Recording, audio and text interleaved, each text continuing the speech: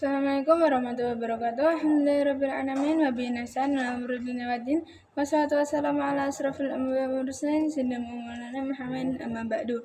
Honorable Mr. Dr. Haji Hanifuddin Mahathir MAG and Umar Dr. Haji Akhrul Idawati Mahmud MPDI as the Director of Lare Benefida Burun School Foundation, respectable Ms. Zumratul Hasanah SPD as the Headmaster of Lare Benefida Junior High School, respectable all of my teacher and my family and my friend.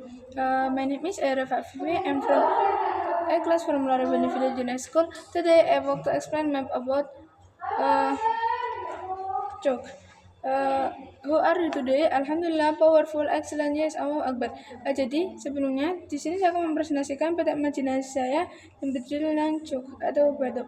Jadi chalk is mechanism of reciprocity system by foreign object that enter it. First way to spread at the PC. Early symptoms of influenza plus asthma, chalk occurred and chronic chalk occurred nowhere 3 weeks. Chronic occurred 8 weeks. Jadi batuk itu adalah batuk itu termasuk kondisi gejala pertama ketika kita itu terserang gejala TBC. Dan batuk itu bisa karena influenza dan juga asma.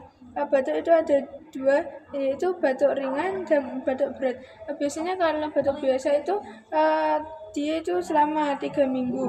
Kalau batuk berat itu dia selama 8 minggu. Kemudian treated by consume progress fruit and seed. Jadi weak loss, long in the neck, chalk worse swelling, see a doctor of a more serious problem. Jadi biasanya batuk itu bisa disebabkan karena kita itu minuman kebanyakan minum es itu biasanya bisa menyebabkan batuk. Terus atau kita terkena virus batuk.